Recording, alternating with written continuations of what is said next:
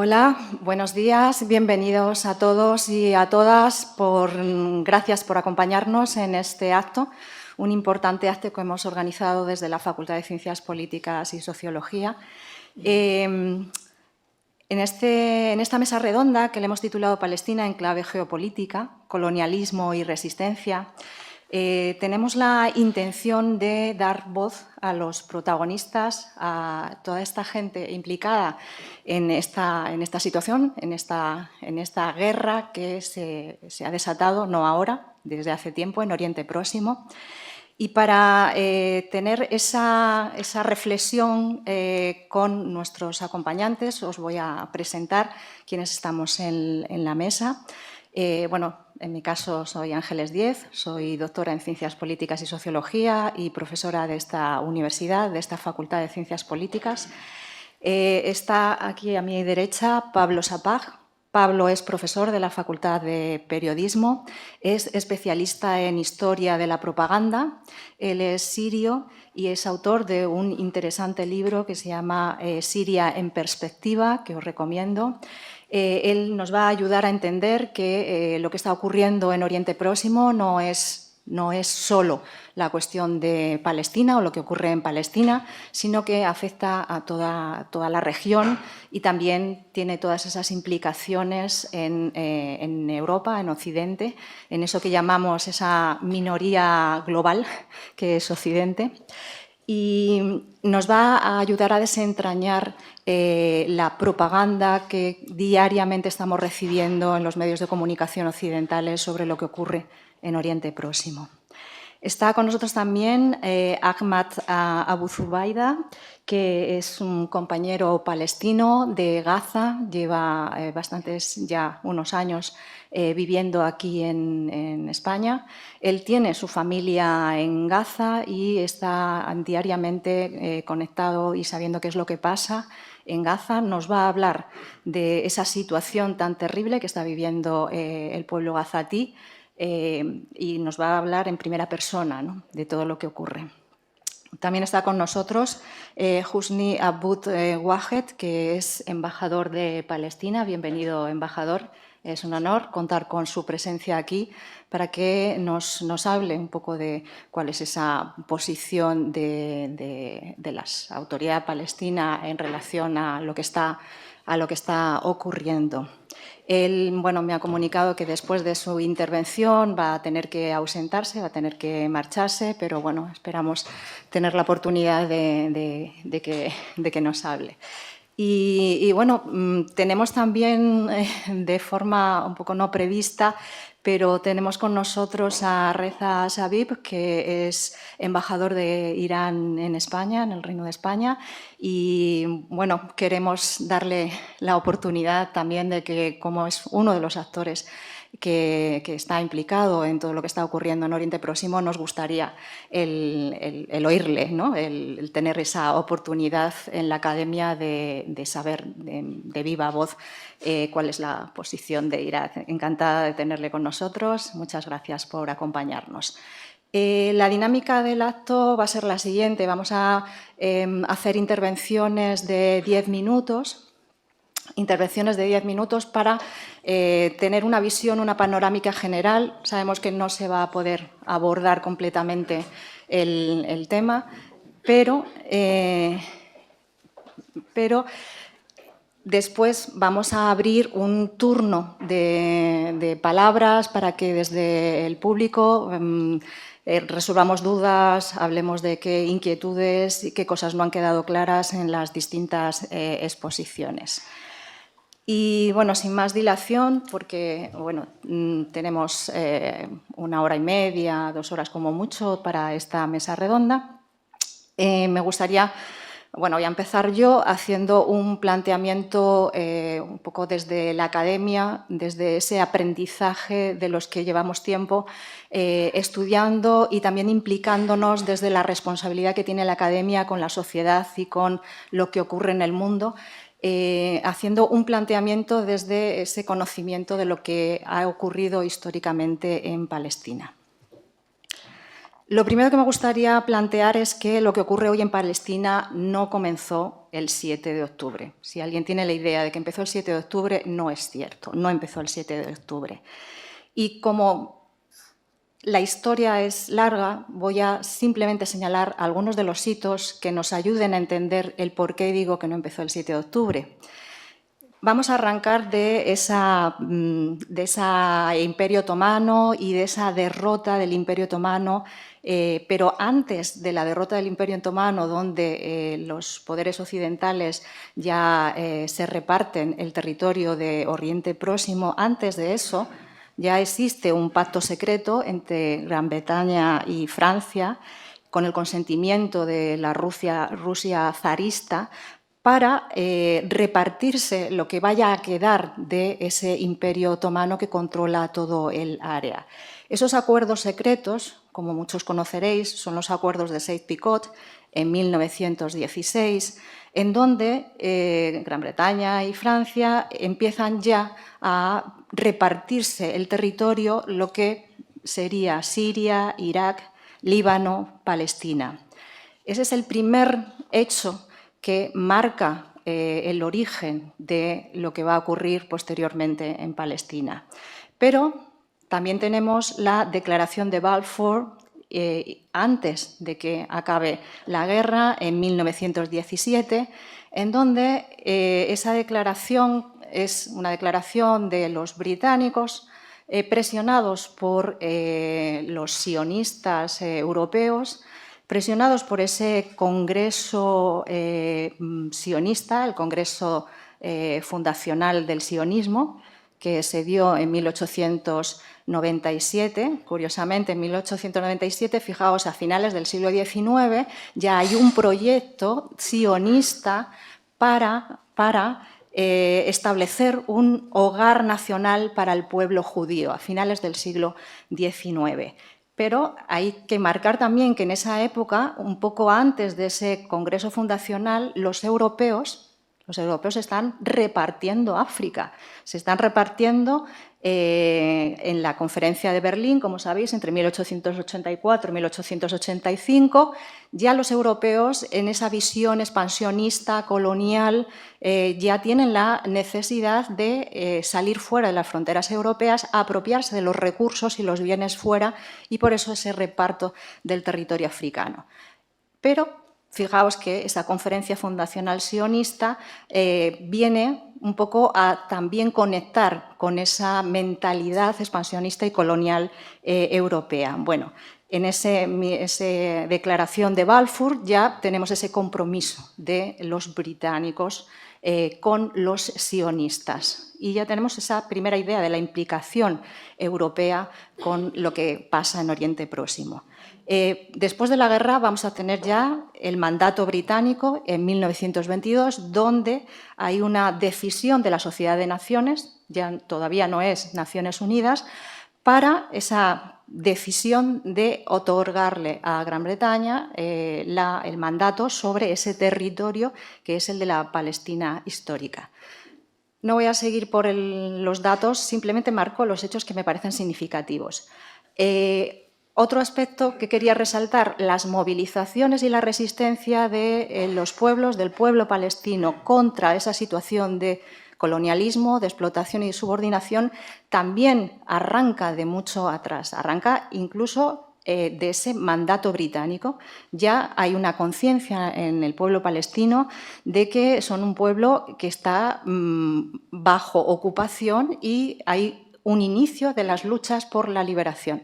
Estas luchas por la liberación y por conseguir ese proceso de descolonización que la Sociedad de Naciones les había propuesto a todo el territorio, en esa lucha está también el reivindicar que pare la inmigración judía, que está empezando a haber esa inmigración judía hacia el territorio, y además que se acabe con la compra de tierras por los sionistas que ya se están desplazando hacia el territorio.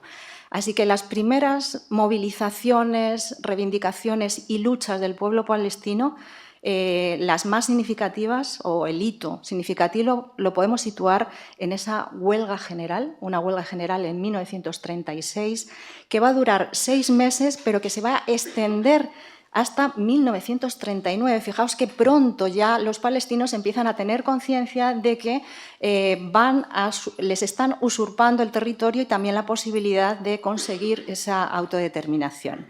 Hay en esas primeras movilizaciones ya los sionistas empiezan, de acuerdo con el ejército británico, empiezan el proceso de represión.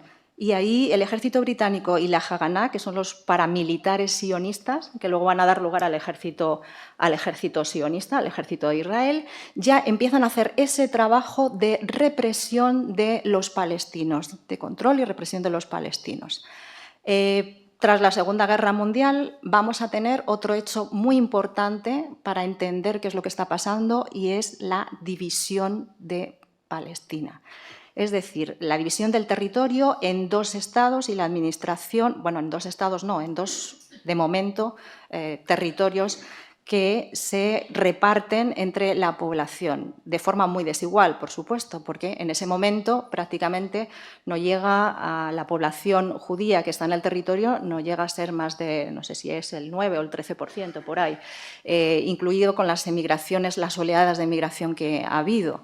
Bueno, pues ese territorio se reparte entre, supuestamente, la población palestina y ese porcentaje minoritario de judíos que están en el territorio, y también la administración de Jerusalén, que se plantea una administración compartida internacional de Jerusalén. Bueno, esos paramilitares y esas élites sionistas en 1948 van a declarar la guerra a los estados árabes vecinos y van a ocupar el 77% del territorio de Palestina y la mayor parte de Jerusalén. La mitad de los palestinos van a ser expulsados, va a comenzar la Nakba. La Nakba es la expulsión de los palestinos. No es una expulsión consentida, es una expulsión que lleva aparejada ese proyecto de limpieza étnica, como diría Ilan Pappé, es un proyecto de acabar con la población nativa, estos grupos paramilitares, para construir ese Estado y autodenominarse Estado israelí. Tienen que empezar esa limpieza étnica, aterrorizar a la población, expulsar a la población palestina. Ese es el pistoletazo de salida de ese proyecto colonialista de asentamiento que es Israel. Israel es un proyecto colonialista de asentamiento desde el mismo momento en que se funda el Estado israelí, se autodenomina Estado de Israelí. Y es interesante cómo Patrick Wolf, que es un especialista en temas de colonialismo, plantea el tema. Dice: todo movimiento colonialista está motivado por la lógica de la eliminación de la población nativa. Esta siempre ha sido la estrategia sionista y sigue siendo el problema con Israel. No podemos desprender, separar ese proyecto colonialista que necesita acabar con la población indígena, con la población nativa, de lo que es el Estado sionista, el Estado de Israel. Pero además tenemos que tener en cuenta otro hecho que quiero resaltar para ir un poco cerrando la intervención, el tema de la resistencia. Después de la fundación de ese autodenominado Estado israelí, ha habido más de 150 resoluciones de Naciones Unidas en esas resoluciones aparece significativamente se habla del Estado de Israel como un Estado colonial, un Estado colonialista, y el derecho de los palestinos a resistir por cualquier vía en una situación de colonización. De hecho, os voy a señalar, si me permitís, la resolución 3747, en donde se dice textualmente: la importancia de la realización universal del derecho de los pueblos a la autodeterminación, y respalda el derecho inalienable del pueblo palestino a la autodeterminación, la independencia nacional, la integridad territorial, la soberanía y la unidad nacional sin interferencia extranjera. y reafirma en esa resolución la legitimidad de su lucha por esos derechos por todos los medios necesarios, incluyendo la lucha armada. Condena, además, esa resolución las actividades expansionistas de Israel en el Medio Oriente y el bombardeo continuo contra civiles palestinos. Esa es la resolución de Naciones Unidas que nos va a ayudar a entender y a deshacer muchas de los tópicos, de las consignas de estos estados occidentales, incluido nuestro Estado, que insiste en señalar que la resistencia palestina tiene algo que ver con el terrorismo. No tiene nada que ver con el terrorismo, tiene que ver con la resistencia del pueblo palestino. Y para ir cerrando y no ocupar mucho tiempo, a la luz de estos datos, que son hechos históricos, el enfoque que yo creo que desde la academia y desde la militancia tenemos que hacer sobre lo que está ocurriendo en Oriente Próximo es un enfoque de colonialismo. No hay un conflicto israelí-palestino. Ni siquiera tenemos que decir que hay una guerra. Una guerra se da entre dos estados. No hay un conflicto israelí-palestino ni una guerra. Se trata de un problema de colonialismo, en el que, como va a decir uno de los autores que yo recomiendo, que es Ilan Pappé, en ese problema de colonialismo, una parte es ocupación, otra parte es limpieza étnica, otra parte es apartheid y otra parte es lo que está ocurriendo en Gaza, que es el genocidio y el exterminio de la población palestina. Ese es el enfoque que tenemos que dar. Y si ese es el enfoque, la lucha, la investigación, el trabajo tiene que ver con luchar por la descolonización. Hay que luchar por la descolonización. Creo que toda esta historia, desde el punto de vista científico, toda esta historia de si dos estados, si un estado, si la paz no se puede conseguir en ningún momento si no estamos hablando de descolonización. Y si alguno de vosotros me pregunta, bueno, ¿pero es viable, no es viable? Bueno, que se lo pregunten a los argelinos y a todos aquellos que en los años 50 lucharon por la descolonización de sus territorios y consiguieron la descolonización del territorio. Es lo más viable y lo más viable es precisamente el luchar y emprender esa lucha por la descolonización. Lo que vaya a ser después de la descolonización lo tendrán que decidir los palestinos y las palestinas, con la multiplicidad y la diversidad de lo que sea el pueblo palestino. El segundo punto que quiero dejar sobre la mesa es que ese origen del proyecto colonial sionista está en la partición del territorio en dos, que hay una responsabilidad europea y una responsabilidad occidental que no podemos eludir y que esa responsabilidad es europea, es estadounidense y, en cierta medida, de las élites palestinas. Y, bueno, también el tercer punto, que es necesario entender la legitimidad de la resistencia palestina por todos los medios al alcance. Y yo cerraría así, ya con ese planteamiento de luchemos por la descolonización de Palestina. Perdona si me he extendido, pero como no tengo moderadora que me controle el tiempo, pues igual me he pasado. Bueno, muchas gracias y vamos a darle la palabra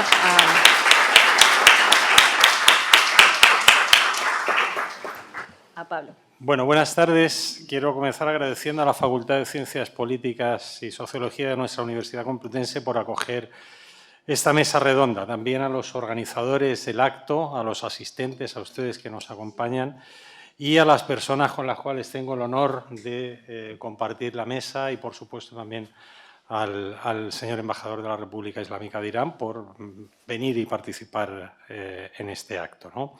Como soy profesor de Teoría e Historia de la Propaganda, como ya dijo Ángeles, abordaré la cuestión que nos convoca desde esa perspectiva, desde la perspectiva propagandística.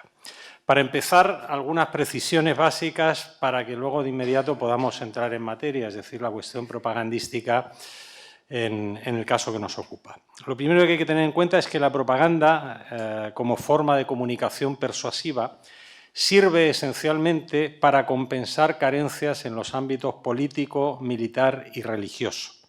Se persuade, se hace propaganda en definitiva, para justificar acciones que por la evidencia de sí mismas, de esas acciones, no logran el suficiente apoyo o pueden ser susceptibles de ser interpretadas de maneras muy diferentes. Por eso la propaganda viene a paliar esas carencias, ¿no? Para eso esencialmente sirve la propaganda. La propaganda o la comunicación persuasiva es además un fenómeno complejo que se desarrolla de acuerdo a parámetros científicos y cuyos resultados son analizados desde el punto de vista del impacto del receptor, el impacto que en el receptor tienen los mensajes que siempre de acuerdo a su interés, a su intención, lanza el emisor, que además hace circular esos mensajes, el emisor, para llegar al receptor, por una infinidad de canales, ¿no? Uno de los padres de la teoría de la propaganda, que es Harold Laswell, dice que los medios para hacer propaganda son infinitos, ¿no? Normalmente confundimos 2 o 3 canales o medios con la propaganda, pero la propaganda se puede hacer desde una obra de teatro, se puede hacer desde un cartel, desde una octavilla, desde un medio de comunicación, etcétera, etcétera, etcétera, ¿no? Por lo tanto, cuando se evalúan los resultados de la propaganda, se hace teniendo en cuenta la reacción del receptor a esos mensajes que le está lanzando el emisor, ¿no?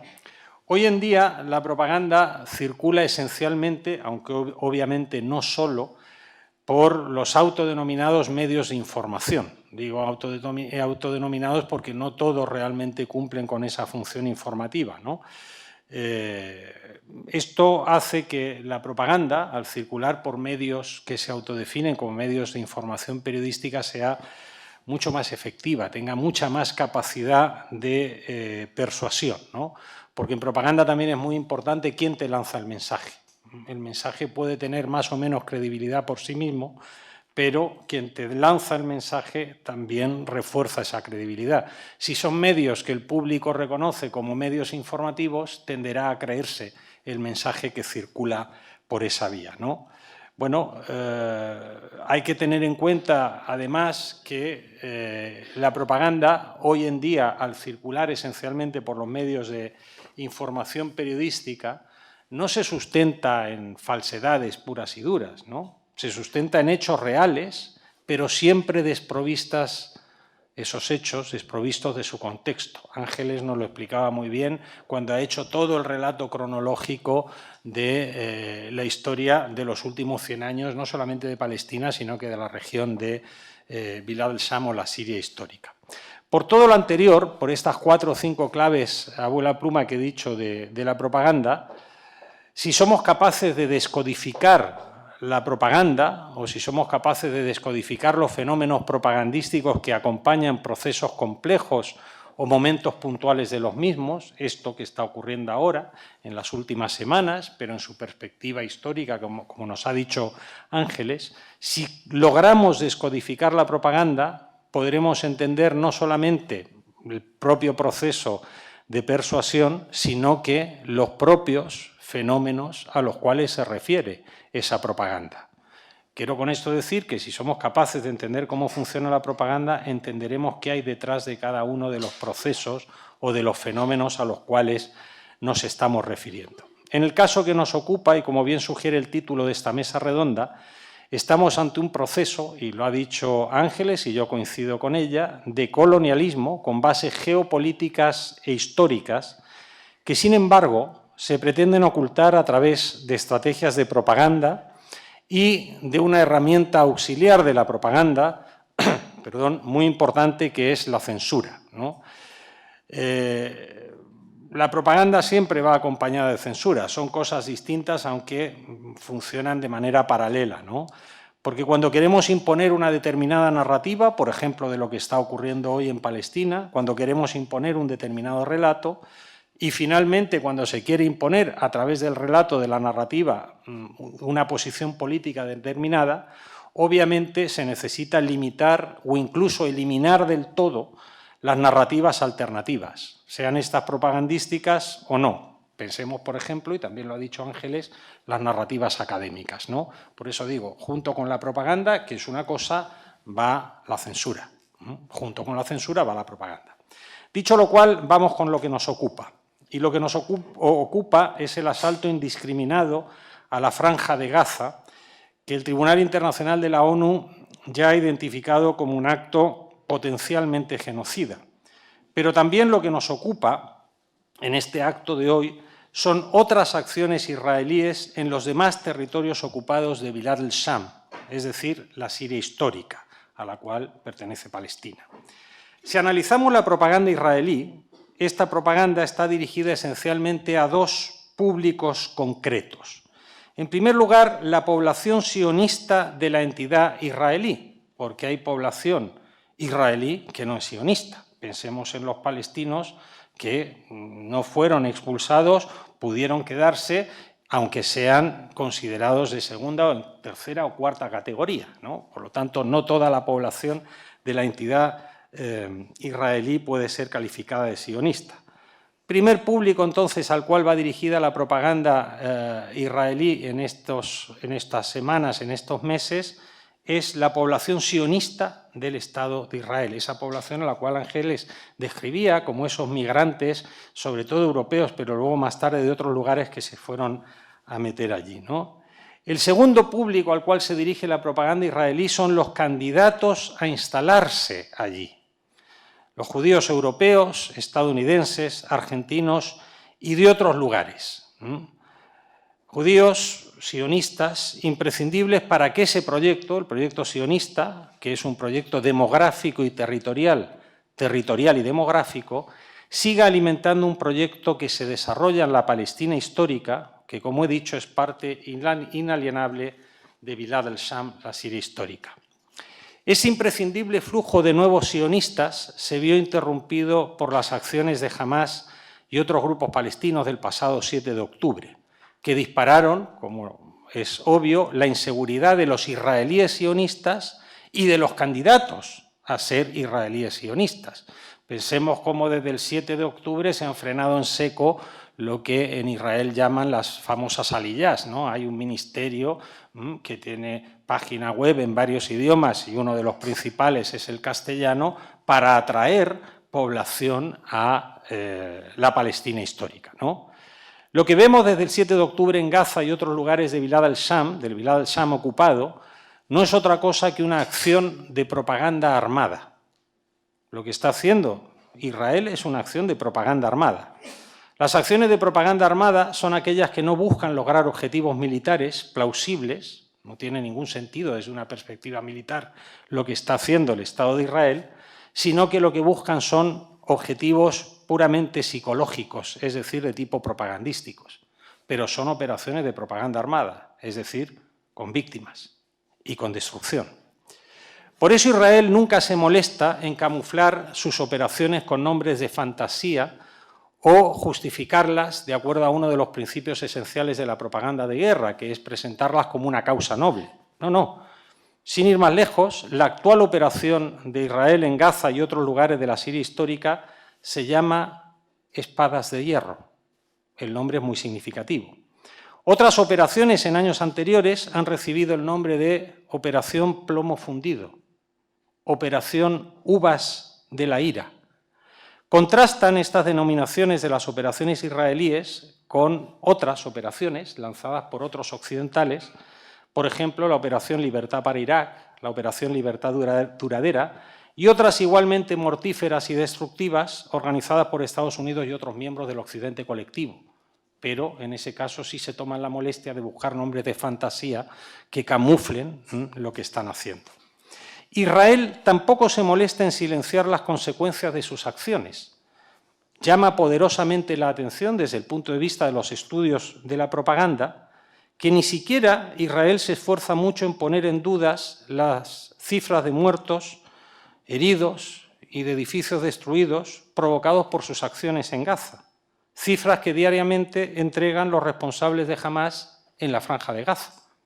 Esto es algo inédito, ¿no? Que se utilicen las mismas cifras que aporta la organización a la cual Israel dice querer combatir en Gaza. Nunca se había dado un caso de propaganda, ¿no? Esa brutal franqueza propagandística israelí revela, sin embargo, otra cuestión. Y esto es que se siente absolutamente seguro, Israel, de contar con el apoyo irrestricto del Occidente colectivo y muy especialmente de los responsables de la creación del Estado de Israel. Ángeles ya lo mencionó, los responsables directos son Francia y el Reino Unido. Pero no solo. Los responsables directos del sostenimiento del Estado de Israel después son otros, junto a Francia y el Reino Unido. Son los Estados Unidos, es España, son los otros países de la Unión Europea, etcétera, etcétera, que han sostenido esto, como ya nos explicó la profesora. El polaco estadounidense de origen Benjamín Netanyahu se encarga de recordar que Israel es Occidente, lo hace siempre. Y se encarga de recordar siempre, el polaco estadounidense de origen Benjamín Netanyahu, que Israel representa los intereses occidentales en la Siria histórica. Lo hace Netanyahu cada vez que se reúne con algún compungido gobernante occidental que delante del primer ministro israelí dice una cosa y su contraria. Y habla de asentamientos, el primer ministro de turno que va a visitar a Netanyahu, o colonias en Cisjordania, pero ese primer ministro, ese gobernante que va a decir cosas delante de Netanyahu, se olvida, por ejemplo, de que los altos del Golán sirio también están ocupados y también deben ser evacuados por Israel de acuerdo a las resoluciones de Naciones Unidas incumplidas sistemáticamente desde el año 67, desde el año 73, desde el año 74, desde el año 82, etcétera, etcétera. Pasa lo mismo cuando el polaco estadounidense de origen Benjamín Netanyahu recibe al canciller alemán Olaf Scholz, que delante suyo dice que haga lo que haga Israel, la defensa de Israel es para Alemania razón de Estado. Candorosamente, el canciller Scholz evidencia así cómo la política exterior de la principal potencia de la Unión Europea está dictada no solo por intereses políticos, sino también por complejos procesos psiquiátricos vinculados al sentimiento de culpa. En realidad, son justamente esas responsabilidades históricas y esas contradicciones de los otros occidentales las que de verdad se censuran. No se censuran los desmanes que comete el Estado de Israel, que es una genuina proyección occidental. Crímenes en Gaza, en Cisjordania, que se suman a los de Irak, Siria, Líbano o Libia. También perpetrados en nombre de eso que los franceses han llamado siempre el proyecto civilizador occidental. Ese proyecto tan bien descrito, por cierto, por el chami palestino Edward Said en su obra Orientalismo. El propio Said se definía como un chami, ¿no? Una persona originaria de Bilad al-Sham. El 1.000.000 de muertos en Irak tras la invasión de 2003, el 500.000 largo de muertos en Siria o los casi 35.000 muertos ya contabilizados en Gaza no se censuran en los medios de comunicación occidentales. Son avisos a navegantes, advertencias a quienes siguen resistiéndose al totalmente vigente proyecto colonial de sometimiento por desmembramiento y cantonalización de la Siria histórica que nos ha recordado aquí la profesora Díez. De puertas adentro, sin embargo, lo que se censura en el occidente colectivo, porque lo otro no se censura, todos los medios occidentales dan la cifra de bajas de Hamás, curiosamente, a la cual acto seguido califican de organización terrorista. Es un caso único, ¿no? Es un caso único. De puertas adentro, sin embargo, lo que sí se censura en el occidente colectivo es el contexto. Y ya dije antes que hechos reales sin contexto es propaganda, es desinformación. Lo que se censura son las responsabilidades históricas y actuales de los occidentales en la creación y el sostenimiento permanente de la entidad israelí en contra de la realidad demográfica, histórica y territorial de Bilad al-Sham. Esto se hace a través de varias fórmulas propagandísticas ya probadas, siendo la más común la propaganda semántica. La propaganda semántica consiste en imponer términos equívocos a la descripción y definición de hechos. Así, por ejemplo, todos los medios occidentales repiten que estamos ante una guerra entre Israel y Palestina, o una guerra entre Israel y Gaza, o una guerra entre Israel y Hamás, obviando, como ya ha dicho la profesora, que la guerra es un mecanismo legítimo y legal de resolución de conflictos entre Estados, con todos sus atributos soberanos vigentes, todos los atributos de un Estado, lo cual no es el caso si hablamos de Palestina, y obviamente es imposible si nos referimos a una supuesta guerra entre Israel y esa realidad geográfica llamada Gaza, por no hablar de Hamás, organización a la que después de decir que se le ha declarado la guerra, se califica de terrorista. Se trata, claro está, de un oxímoron. En rigor, guerra y terrorismo no pueden ir en la misma formulación, salvo que se hable de forma coloquial. Pero desde el punto de vista de los responsables políticos Y de los medios de comunicación, hablar de guerra y terrorismo en la misma formulación, lo vuelvo a repetir, es un oxímoron, no se corresponde con la realidad. La BBC británica, por ejemplo, subraya siempre, la primera vez que en sus reportes menciona a Hamás, que para el gobierno británico se trata de una organización terrorista, para acto seguido hablar de guerra, sin mencionar nunca que fue el gobierno británico el responsable directo de la Nakba palestina al haber firmado los acuerdos Sykes-Picot, la declaración Balfour, e imponer, junto con Francia, unos mandatos en la Siria histórica que buscaban trocear, evacuar, ocupar y colonizar la Siria histórica. Tampoco se esfuerza mucho la BBC en recordar su historial de votos y de vetos en el Consejo de Seguridad de la ONU junto con Estados Unidos y Francia. Es decir, se censura el contexto. Otro ejemplo. En medios españoles se habla de enclave, y me estoy refiriendo a medios públicos. Se habla de enclave para referirse a Gaza, pero nunca dicen exclave israelí o exclave israelí, exclave occidental israelí en Palestina, ¿no? Son los mismos medios que deliberadamente ocultan el origen, el contexto y la realidad actual de una situación que no empezó el 7 de octubre del 2003. Igualmente, se oculta sistemáticamente que hay otros territorios ocupados en la Siria histórica, en particular los altos del Golán sirio o las granjas de Sheba en Líbano. Territorios ocupados desde los que cada semana las fuerzas occidental sionistas lanzan ataques masivos que violan flagrantemente el derecho internacional y que sistemáticamente son reducidos a breves en los medios de comunicación occidental. Sin ir más lejos. Esta semana Israel ha atacado el consulado de Irán en Damasco, matando a 14 personas, entre ellos 7 civiles sirios, una de ellas una cooperante de la Media Luna Roja siria. Nadie ha informado de eso. Hecho el del ataque al consulado de Irán en Damasco, que se suma a las decenas de sirios asesinados la semana pasada por otro ataque en Alepo, o los que murieron a principios de febrero en pleno centro de la ciudad de Homs, en el centro de Siria. Un ataque, el del consulado de Irán, que viola la Convención de Viena y que inmediatamente ha sido sepultado propagandísticamente por el confuso ataque israelí a un convoy de una ONG en Gaza, en el que resultaron muertos varios cooperantes occidentales.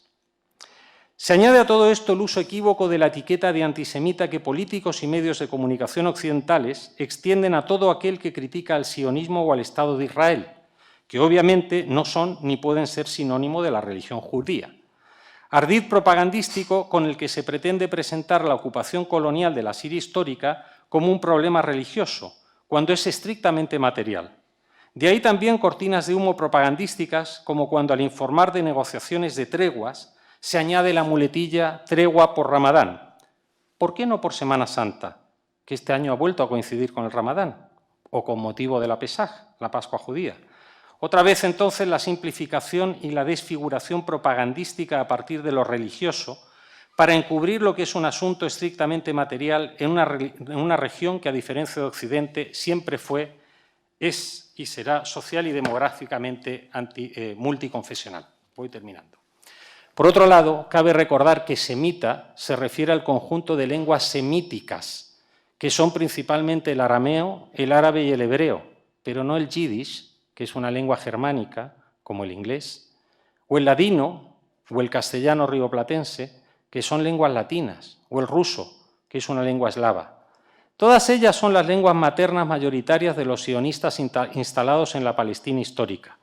Encontramos ahí entonces otro ejemplo de propaganda semántica producido directamente por los medios de comunicación occidentales, empeñados en despojar de su contexto cronológico, demográfico, territorial y finalmente político la realidad que desde hace casi 120 años viven los pueblos de Bilad al-Sham como consecuencia de la estrategia de expansión colonial a través de terceros en la Siria histórica. Por lo mismo, y ya termino, cualquier ejercicio de resistencia discursiva a ese proyecto centenario colonial pasa por descodificar y exponer los mensajes y las narrativas propagandísticas de los creadores y valedores hasta la fecha del Estado de Israel. Muchas gracias.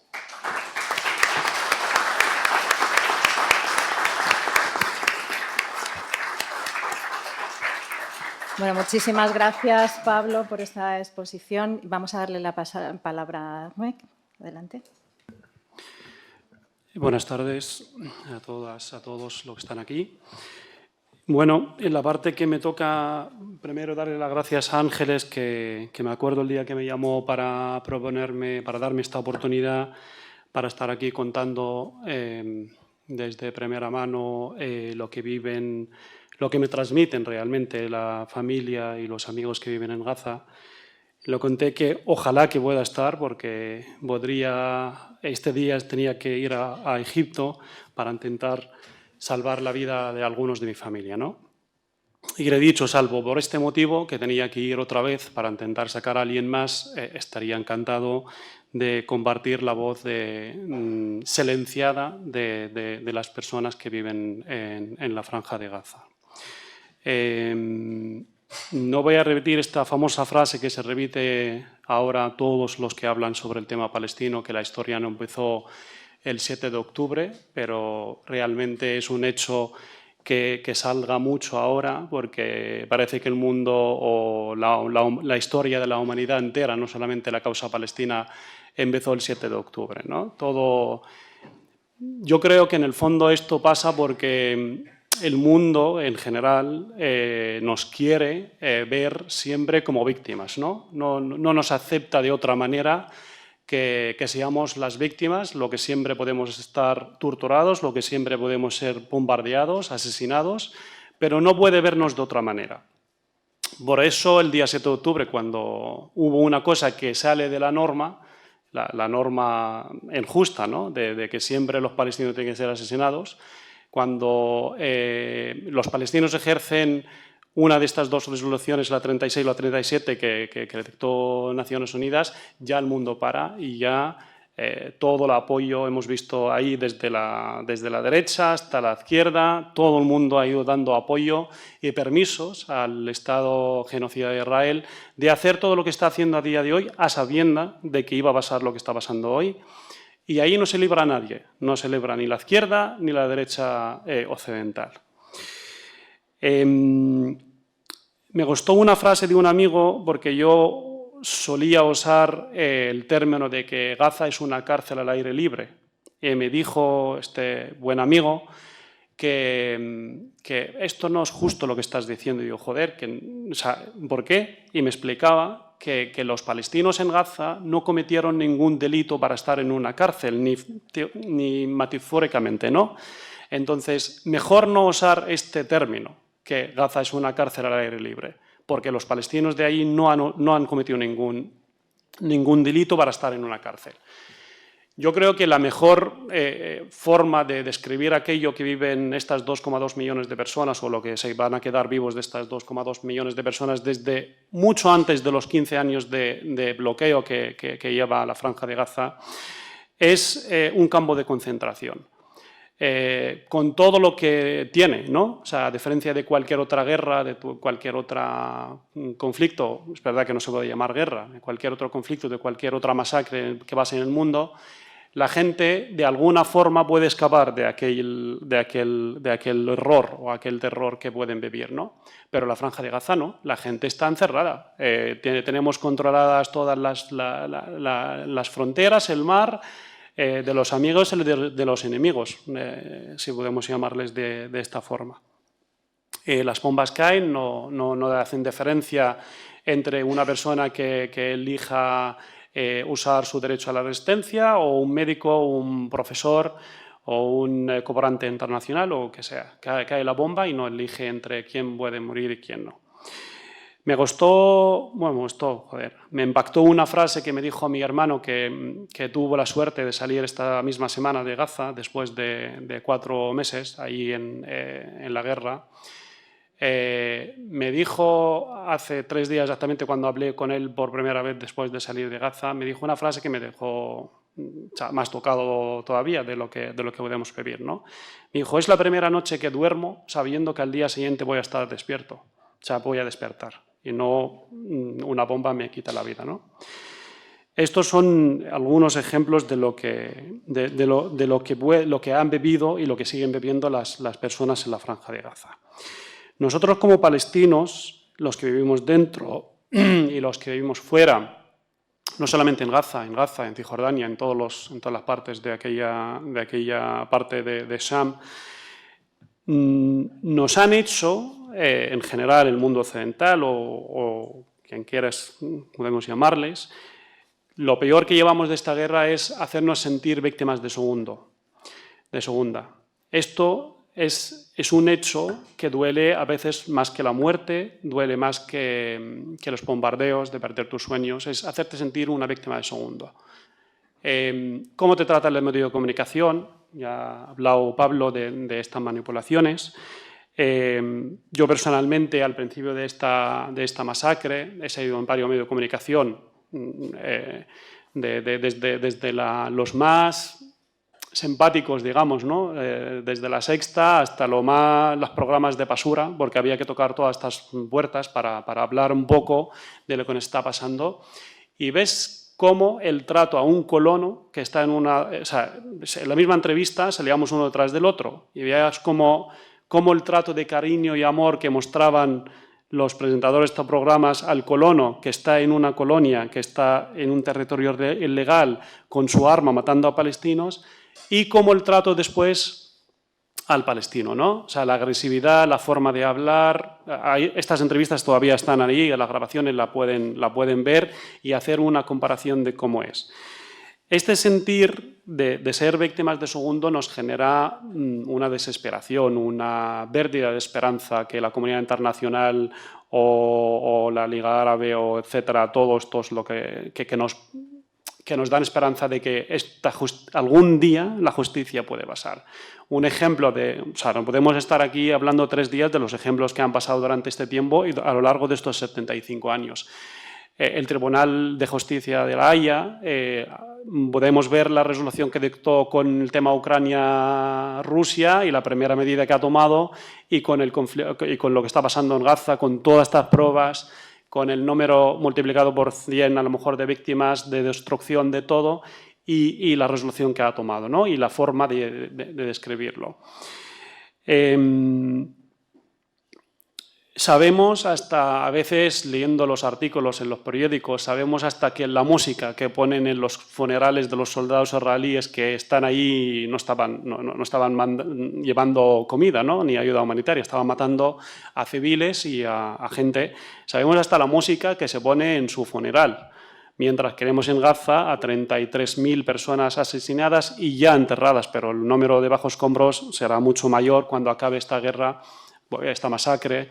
Ya veremos exactamente los números reales. Esta gente no ha tenido ni tumba donde se puede enterrar, ni sabemos el número real de estas personas. Por eso, este sentir de ser víctimas de segunda.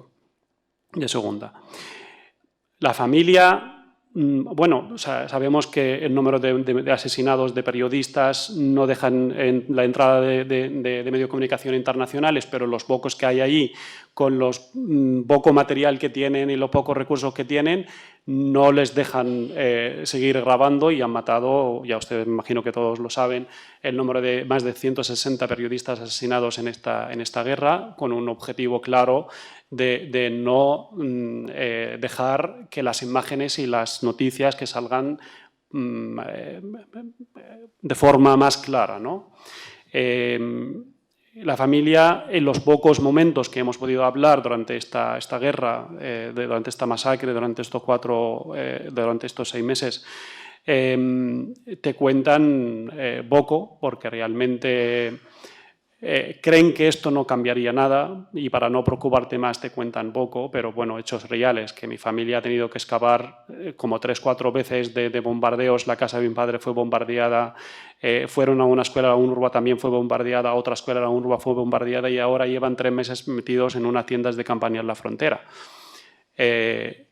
Igual que ellos, hay 1,5 millón de personas, se calcula que están en tiendas en esta parte de Rafah, donde no sé de verdad que si Israel realmente quiere entrar a Rafah o no, o está usándolo como un farol simplemente para que seguimos hablando de que si entran no entran en Rafah, mientras que están cometiendo todo lo que están cometiendo en el norte de Gaza y estás hambriento y estas masacres y que sigan haciendo lo que quieren con este farol que entra en Rafah o no entra en Rafah, como si era esto la única cosa mala que se va a hacer Israel durante esta masacre que está llevando a cabo. Los palestinos hemos visto, o sea, esta es lo que están viviendo dentro, mi familia y estos 2,2 billones de personas que están viendo sus derechos enteros, desde el primer derecho de los derechos humanos, que es el a la vida, hasta el último de ellos, no sé si creo que es la de movimiento, todos están eliminados, violados de forma sistemática por este ejército, por este Estado, por esta colonia, ¿no?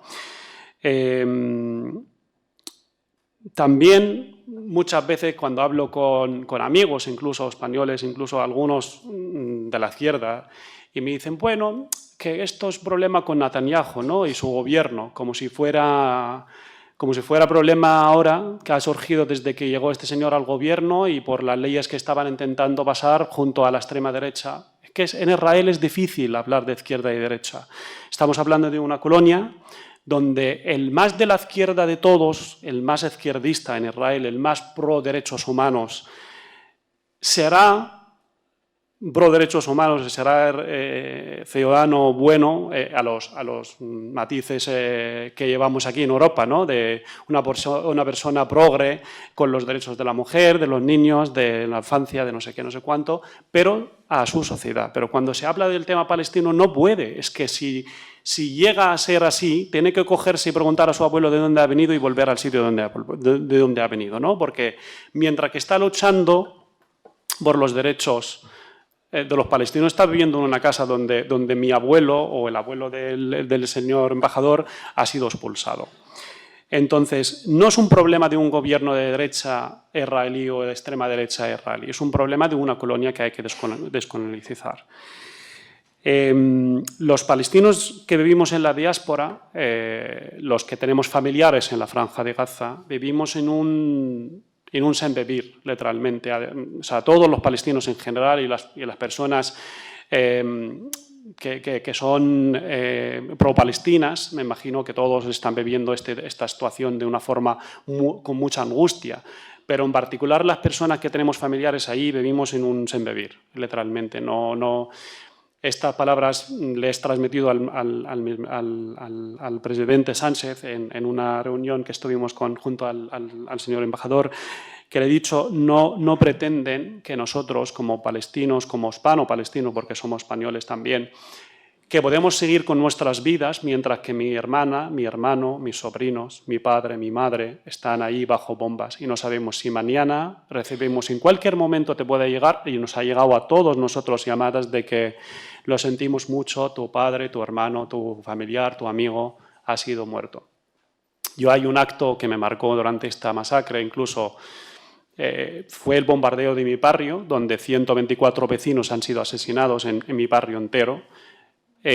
Hasta pasadas 8 horas no sabía si mi familia ha estado dentro de estos 124 personas o no. Israel al día siguiente sacó un comunicado que nos ponía incluso más peor, porque estos comunicados te ríen en la cara diciendo este ataque estas víctimas podrían haber sido menos si los Estados Unidos nos sirvió unas armas más selectivas.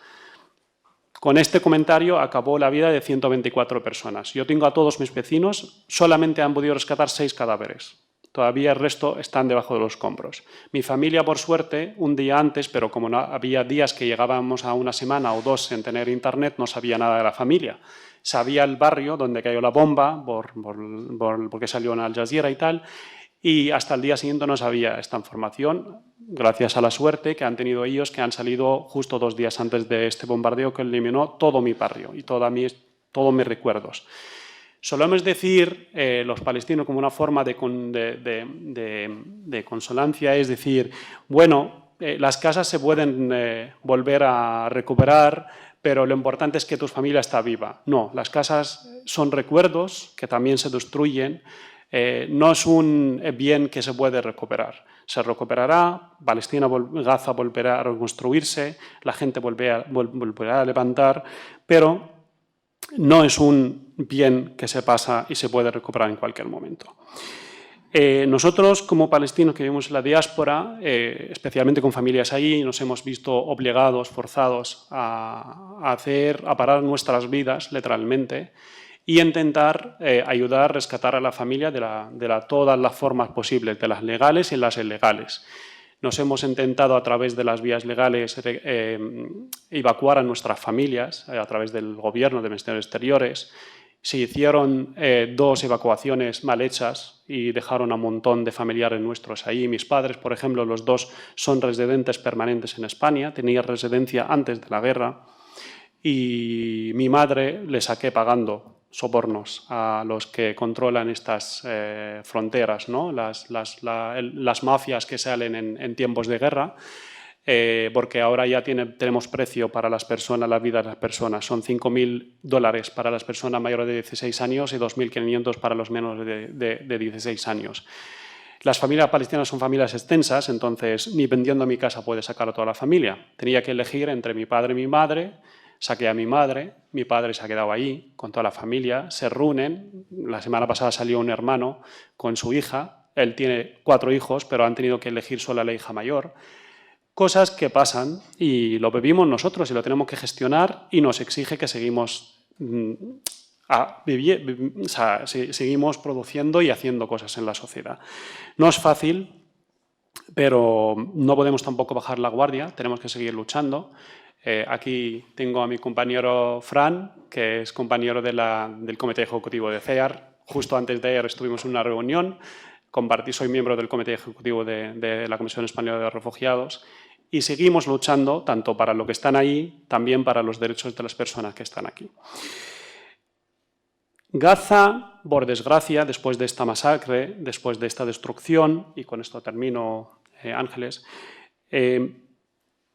ojalá que me equivoco y que no estoy en lo cierto, ¿no? Y ojalá que mi pensamiento, mi visión de lo que va a pasar en Gaza no sería lo correcto, pero por desgracia todo lo que está pasando nos lleva a pensar en ello. Gaza será un lugar expulsador de talento, un lugar que no tiene, porque han destruido, sabemos, todos los hospitales, todas las escuelas, todas las universidades, ya no queda infraestructura, no queda nada más que gente corriendo para buscar hambre, una población tan digna como la población palestina, viendo estas imágenes de humillación, de mandarles comida de aviones, la gente corriendo simplemente para conseguir un trozo de pan o un menú para un día para dar de comer a los hijos. Será más parecido, y ojalá que me equivoque otra vez, a los campamentos de refugiados de palestinos en el Líbano, donde son sitios que tienen muchas tiendas de Western Union y MoneyGram, de gente mayor, sin futuro, la que no han tenido la oportunidad para salir de Gaza, están ahí esperando que el hijo mayor les mande una transferencia mensual. Es muy triste, pero también tenemos que saberlo. Y bueno, termino agradeciendo a Ángeles y a vosotros la oportunidad y de escuchar. Gracias.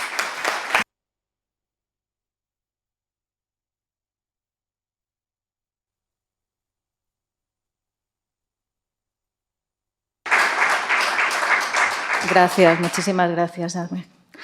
Y vamos a dar la palabra al embajador palestino Husni. Encantada de tenerle con nosotros. Adelante.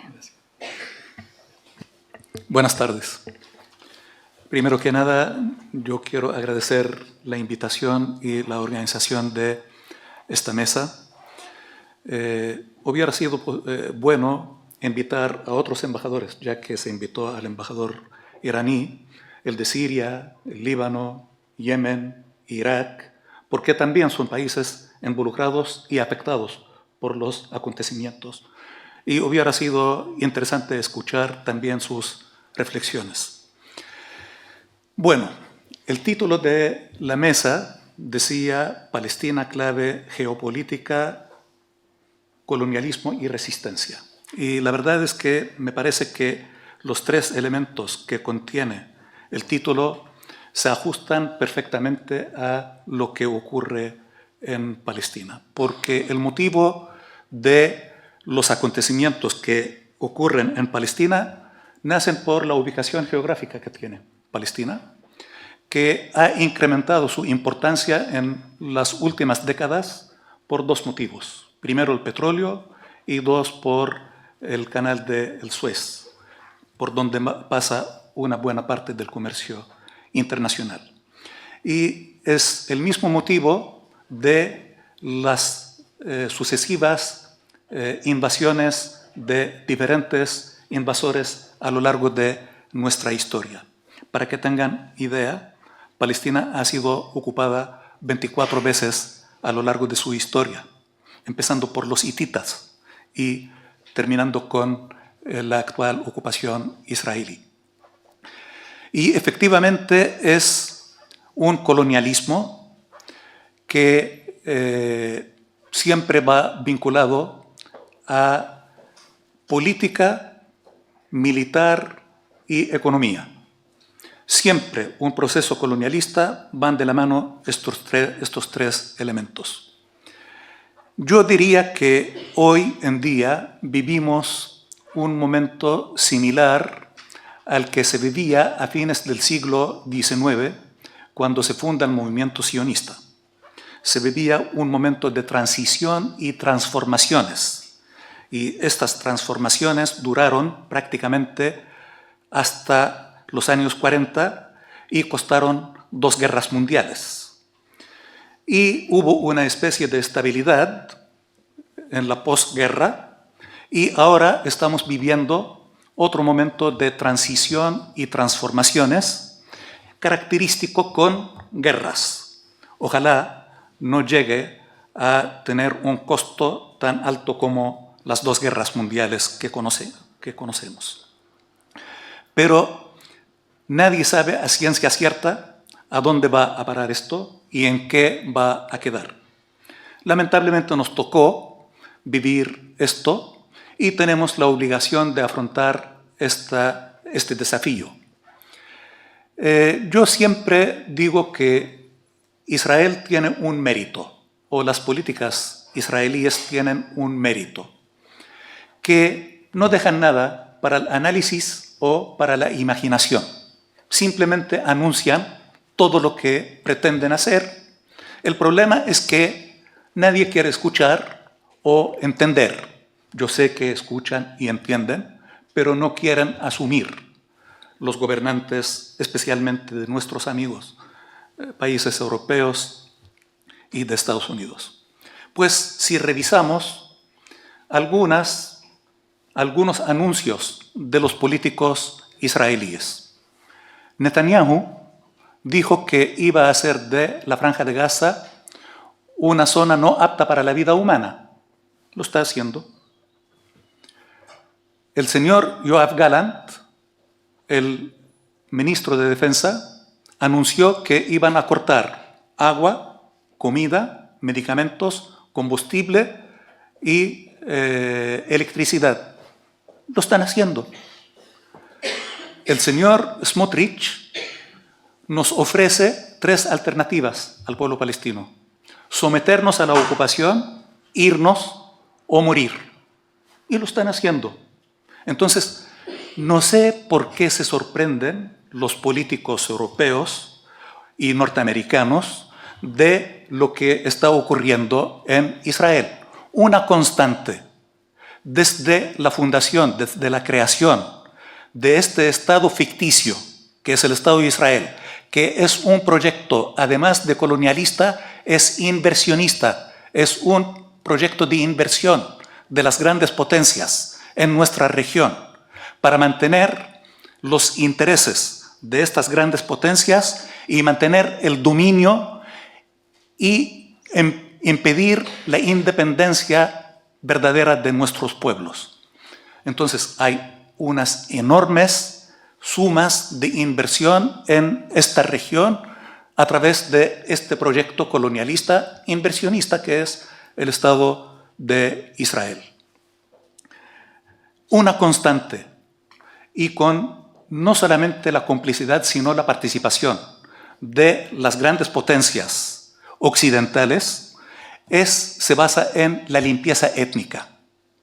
¿Y qué están haciendo? Limpieza étnica.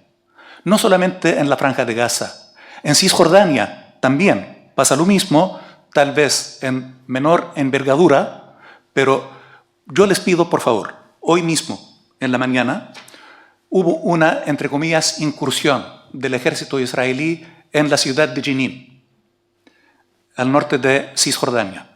Les pido, por favor, que a partir de ahora empiecen a darse cuenta que cuando entran las tropas a un campamento de refugiados, a una ciudad o una aldea en Cisjordania, van con excavadoras.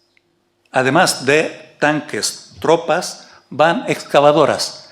¿Qué van a hacer las excavadoras? Simplemente destruir. ¿Qué destruyen? Infraestructura. ¿Para qué? Para hacer la vida más difícil para el pueblo palestino. ¿Y cuál es el objetivo de hacerle la vida imposible? Es para expulsarlos.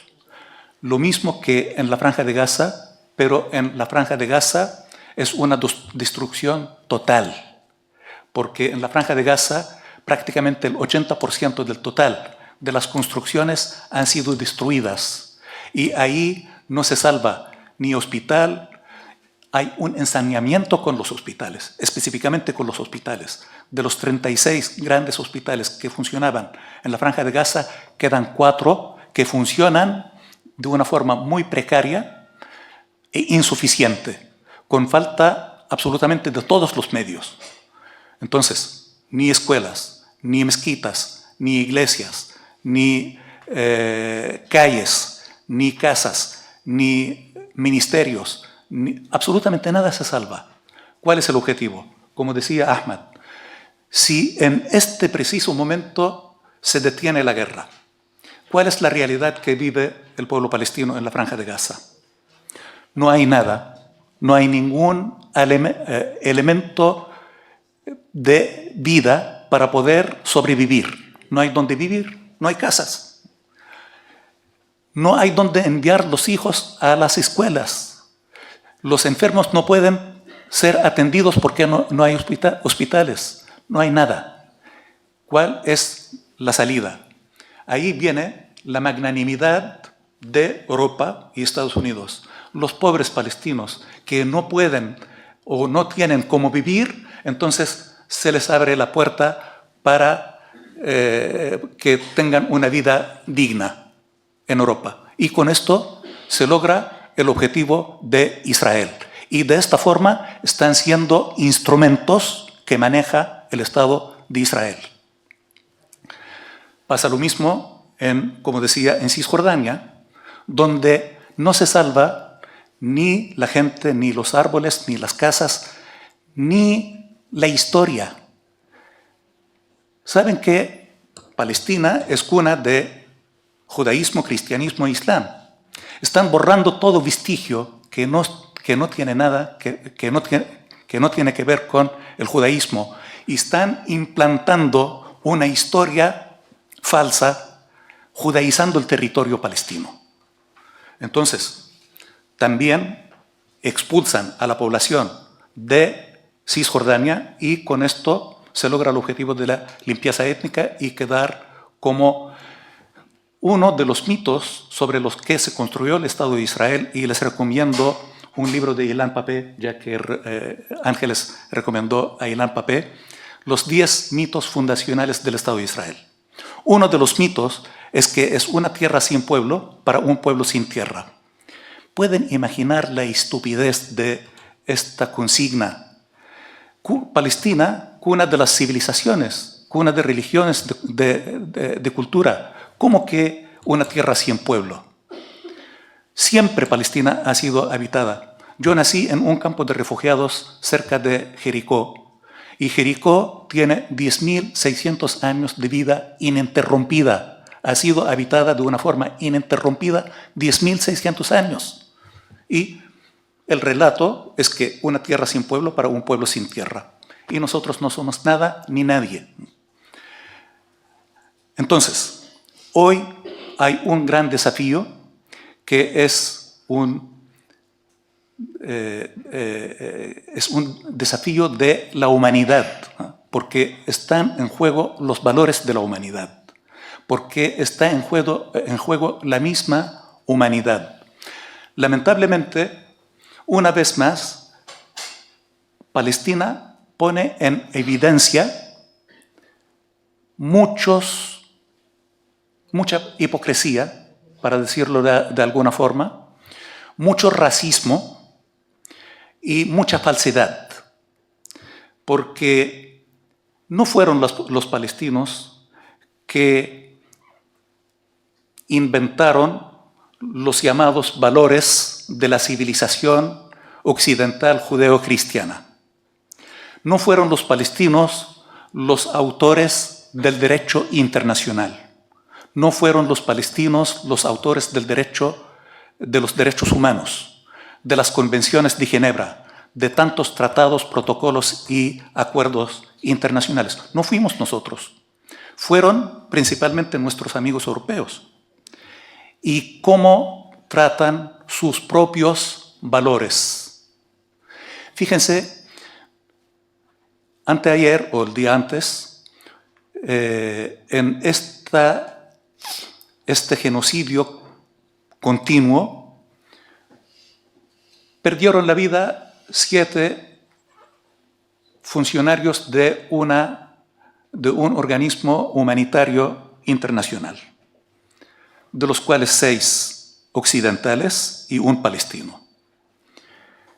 Esto sí fue motivo para que el mundo se movilice, pero 33.091 registrados, y yo quiero destacar, por favor, cuando ustedes escuchan las cifras, sabrán que detrás de las cifras hay seres humanos, hay gente, proyectos de vida, futuro que soñaban, pero 33.091 hasta ayer que son registrados, quiere decir los que llegan a hospitales y son registrados. Podrán imaginar que la mayoría no pasan por los hospitales y no son registrados. Se estima que son 8.000 desaparecidos. Es una estimación. Heridos y mutilados, 75.750. Estos son los registrados, sin contar aquellos que no pasaron por los hospitales. Esto constituye más del 5% del total de la población de la Franja de Gaza. Si llevamos esto, y disculpen que haga este paralelo, si lo llevamos a la realidad española con la población española, esto llega a casi 2,5 millones de españoles. Ojalá nunca pase. Pero pueden imaginar la barbarie y el salvajismo. Es una barbarie, es un salvajismo. Pero sostenido ¿por quién? Por aquellos que se jactan de ser custodios de la democracia, del derecho internacional y de los derechos humanos. Estados Unidos vetó 3 veces un alto el fuego. ¿Pueden imaginar esto? Un alto el fuego lo veta 3 veces. Y la 4ª vez que se abstuvo, en el mismo acto, afirma que esto no es vinculante y no es obligatorio el cumplimiento de la resolución. Entonces, ¿para qué lo llevamos al Consejo de Seguridad? Disculpen lo que voy a decir y es poco diplomático. Han prostituido sus valores. Y cuando hablamos de esto, yo no me refiero a los individuos, a las personas, porque realmente hemos recibido muchas muestras de solidaridad y cariño de parte de los pueblos y de los individuos. Son las políticas. Y luego nos hablan de democracia. ¿Qué democracia? Si los pueblos van por un lado y los gobernantes por otro. Otra falsedad. Y nos quieren imponer estos valores sobre una realidad diferente. ¿Y por qué yo tengo que imitar otro ejemplo? si mi realidad es distinta? ¿Podrán aceptar que se imponga nuestro modelo sobre la sociedad europea? ¿Y por qué tienen que imponer lo suyo sobre nuestra realidad? Porque ahí tienen un proyecto. Y este proyecto, guardián de sus intereses, es el Estado de Israel. Y esto explica el por qué Israel cuenta no solamente con la protección, el blindaje, sino lo promueven como el modelo que todos tenemos que admirar y seguir. Afortunadamente, este modelo, al menos su imagen, ha sido rayada, para decirlo de alguna forma, y espero que ustedes mismos, y no me refiero a las personas, sino en general a Europa, que tenga conciencia.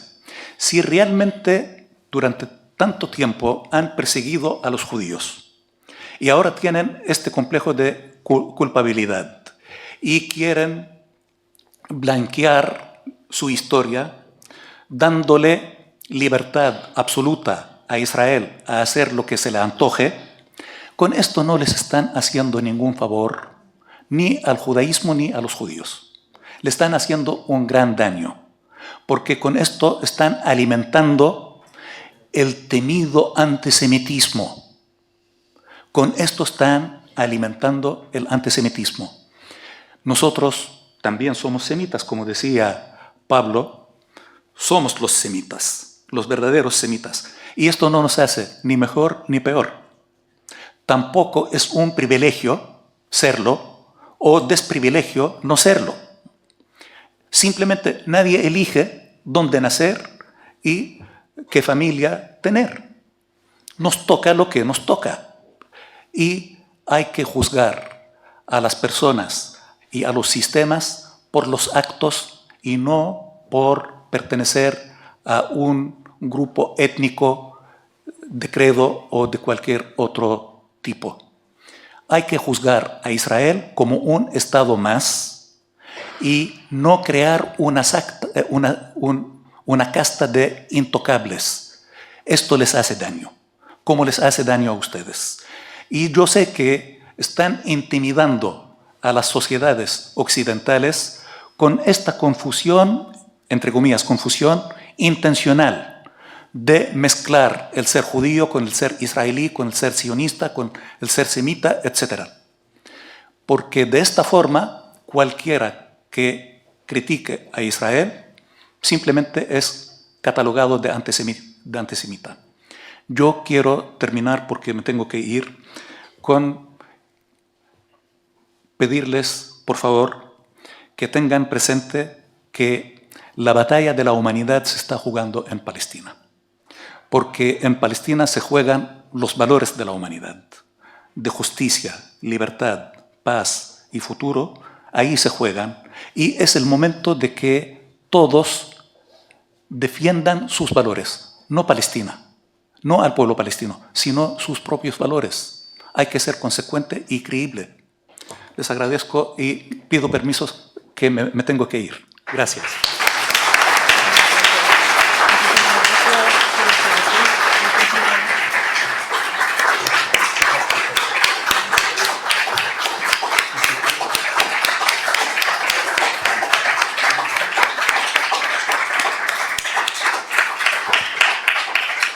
Muchísimas gracias por esa intervención al embajador palestino.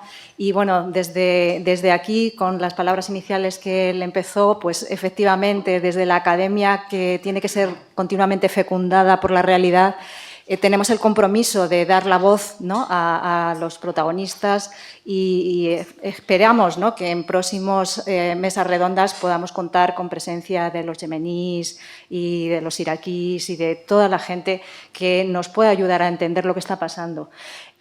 Bueno, y con ese un poco compromiso, también dado esa oportunidad que tenemos, que el embajador iraní ha considerado interesante el participar en esta mesa redonda, me gustaría darle la palabra para que nos hablara un poco de cuál es la posición de Irán en esta mesa.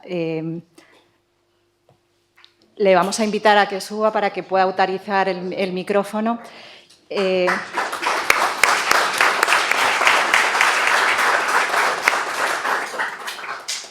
Bueno, como el embajador no habla bien castellano, vamos a utilizar a un traductor para que podamos entender. Bienvenido y cuando quiera. Thank you very much. I don't know if I can speak English or you prefer Spanish. Which one is preferred? Spanish? Okay, Spanish. Any point you wish to raise? Okay. We will continue in Spanish language, don't worry. But let me, before that, appreciate the university, an initiator of this meeting, timely meeting to address the situation, the sad situation in Palestine and particularly in Gaza.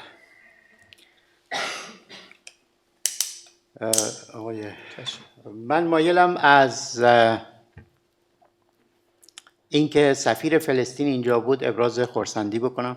Me gustaría en primer lugar expresar mi gratitud por contar en esa reunión con el embajador palestino. بخشی از مطالبی که من میخواستم بگم ایشون گفت. Parte de las cosas que yo iba a decir ya fueron anunciados por el embajador palestino. در مورد تزویر و هیپوکراسی آمریکایی. Sobre la hipocresía y el cinismo de los norteamericanos en ese در مورد caso. آپارتاید در Sobre el فلسطین apartheid en Palestina و موارد مشابه. y otros casos similares. بسیار خوب خواهد بود که سفرای دیگه‌ای که علاقه دارن به موضوع فلسطین هم در چنین جلساتی باشن. بنده استقبال میکنم. De hecho, considero importante y creo que es bueno que otros embajadores que de alguna manera cuyos países estén involucrados en el tema palestino puedan estar en reuniones como esta. و البته جناب سفیر حسین عبدالوهاب تنها مقامی هستند که از طرف دولت خودگردان که امیدواریم به زودی دولت فلسطین تشکیل بشه میتونن در اسپانیا صحبت کنن. تردیدی هم نیست در این. Y por supuesto el señor Hossein Abdul Wahab, el embajador Hossein Abdul Wahab, que es la única autoridad que está aquí por parte de la autoridad palestina, y esperamos que en un futuro pueda estar ya él como embajador del Estado de Palestina y pueda asistir a las reuniones con tal término.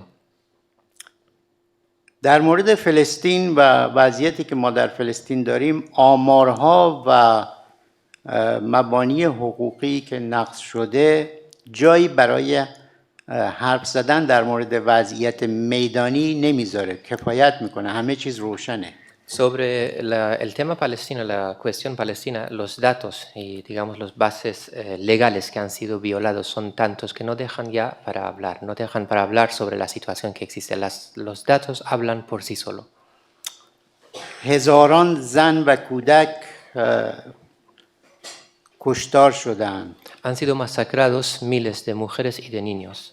خبرنگاران، امدادگران بین المللی، periodistas, cooperantes internacionales, تیم‌های پزشکی، equipos médicos, بیمارستان‌ها، زیرساخت‌ها، han sido destruidos hospitales, infraestructuras, معلولین مسن روی ویلچر، gente mayor, gente con discapacidad sobre sillas de rueda, مراکز توزیع غذا. centros de distribución de comida, de alimentos. 6 ماه است که همه اینها تحت ظالمانه ترین بمباران قرار دارند. Llevamos 6 meses que todas esas instalaciones están bajo los más crueles bombardeos. این جامعه جهانی رو در برابر یک نسل کشی و پاکسازی قومی آنلاین قرار داده. De hecho, toda esa situación ha puesto a la comunidad internacional ante un genocidio y ante una limpieza étnica. مسئله‌ای که ما با اون روبرو هستیم 7 اکتبر یا این و اون گروه فلسطینی نیست. La cuestión a la que nos enfrentamos no es el 7 de octubre o este grupo palestino u otro grupo palestino. بلکه 75 سال اشغال و جنایت برای تثبیت اشغال. De lo que se trata es de 75 años de ocupación y de la comisión de crímenes para la consolidación de la ocupación. مانیتورهای تلویزیون و گوشی‌های هوشمند همه چیز رو در مورد واقعیات میدانی نشان میدن. De crímenes en vivos, televisados. Los monitores de la televisión y los smartphones en este caso nos muestran toda la realidad en vivo y en tiempo real. دوست ما احمد هم به خوبی توضیح داد که چه شرایطی در غزه برقرار است. Nuestro amigo Ahmad ya nos explicó de la mejor forma posible qué es lo que está pasando en Gaza. بنابراین من ترجیح میدهم 10 مورد از برداشت‌های ضمنی در مورد وضعیت فلسطین رو توضیح بدم. A mí me gustaría en ese caso explicar unos 10 casos concretos sobre las interpretaciones que existen sobre la situación en Gaza. و البته خیلی خلاصه. Y por supuesto, todo resumido. اول اینکه تلاش‌های مردم فلسطین از روز اول 1948 تا امروز و در برابرش جنایات رژیم برای سرکوب مردم فلسطین نشان می‌دهد که اشغال موجب ایجاد حق برای اشغالگر نمی‌شود و مسئله فقط اشغال است. En primer lugar, los esfuerzos que hemos visto por parte del pueblo palestino desde el primer día, desde el año 1948, y después, por supuesto, todos los crímenes que han cometido los sionistas y las represiones que ha habido contra el pueblo palestino no crean ningún derecho para los usurpadores. De lo que se trata es la ocupación y eso no se ha cambiado. دوم اینکه 35 سال وعده تحقق ایده دو دولت هیچ نتیجه‌ای نداشت. En segundo lugar, los 35 años que pasan de la promesa de la creación de la solución de dos estados no ha tenido ningún resultado. و الان نه تنها نتانیاهو با افتخار میگه که من مانع از تشکیل دولت فلسطین شدم، بلکه همه مقامات رژیم اعلام میکنن که اجازه تأسیس دولت فلسطین را نخواهند. De hecho, no solo el señor Netanyahu lo dice con mucho orgullo que no va a permitir la formación de ningún Estado palestino, sino todas las autoridades de ese régimen lo están anunciando. البته این نیازمند 35 سال وقت هم نبود. شما به پرچم رژیم نگاه بکنید، 2 خط آبی مشخص است از رود تا دریا. همه فلسطین رو و فراتر از فلسطین رو De رژیم hecho, هدف yo قرار creo que داد. no hacían falta 35 años para que pasaran 35 años para que supiéramos de que no va a haber la solución de los dos estados. Bastaba con mirar la bandera del régimen, las dos líneas azules lo que marcan es desde el río hasta el mar, es decir, todo el territorio palestino, es lo que está buscando Israel. ایده دو دولت ادامه تفکری هست که اصرار داره راه حل رو از بیرون بر ملت فلسطین تحمیل بکنه. La idea y la solución de los dos estados es la continuación de aquel pensamiento que insiste en imponer la solución para los palestinos, pero desde fuera. همونطور که خانم پروفسور فرمودن این از بالفور شروع شد 1917. Como lo ha dicho la profesora, esto empezó desde la declaración de Balfour, estamos hablando del año 1917.